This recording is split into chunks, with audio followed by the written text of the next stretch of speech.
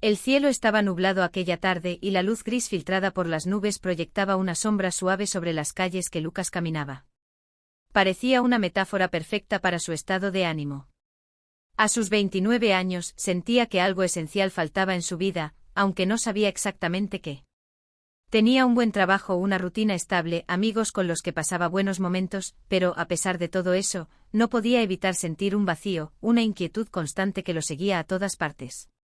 En las últimas semanas esa sensación se había intensificado, como si el reloj del tiempo estuviera corriendo en su contra, marcando cada segundo con la urgencia de una pregunta sin respuesta: ¿dónde está mi pasión? Lucas recordó una conversación reciente con su hermana Ana. Siempre había admirado la energía y el entusiasmo con los que ella hablaba de su trabajo como arquitecta.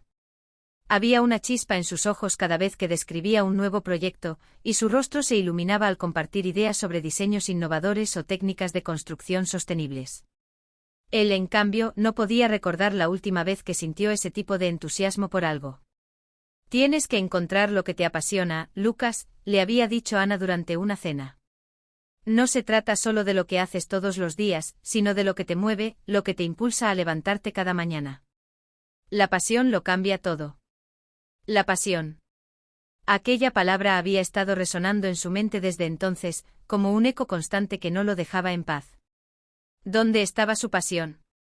¿Alguna vez la había tenido? Recordó los días de su juventud, cuando soñaba con convertirse en músico.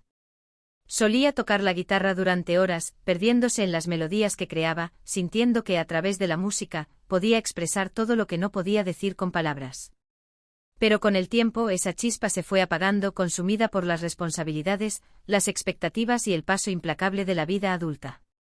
Lucas suspiró y se detuvo frente a una pequeña cafetería, un lugar tranquilo al que solía ir cuando necesitaba claridad.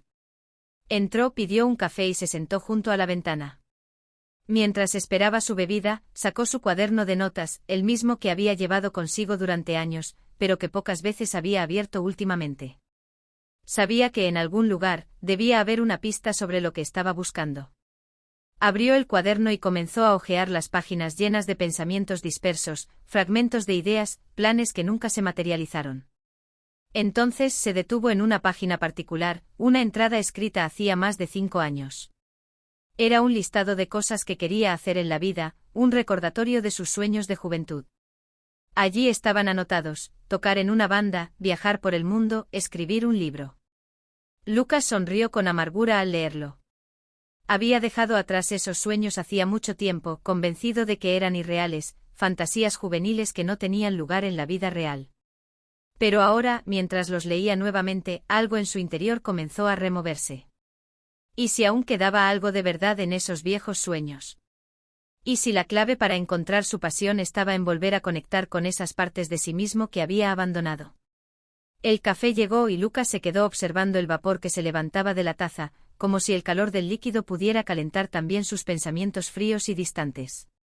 Decidió que no podía seguir ignorando esa inquietud que lo carcomía por dentro.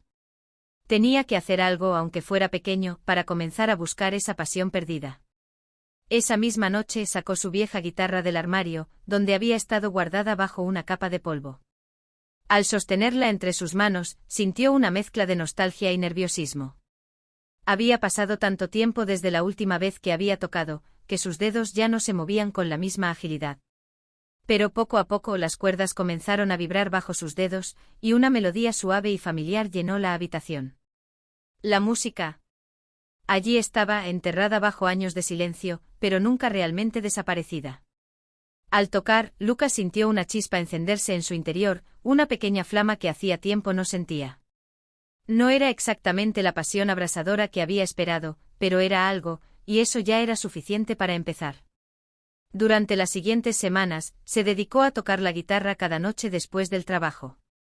No importaba cuán cansado estuviera o cuántas tareas tenía pendientes. Esos momentos frente a las cuerdas se convirtieron en su refugio, un espacio donde podía desconectar del mundo y reconectar consigo mismo. Y poco a poco esa chispa comenzó a crecer. Pero Lucas sabía que su búsqueda no terminaba ahí.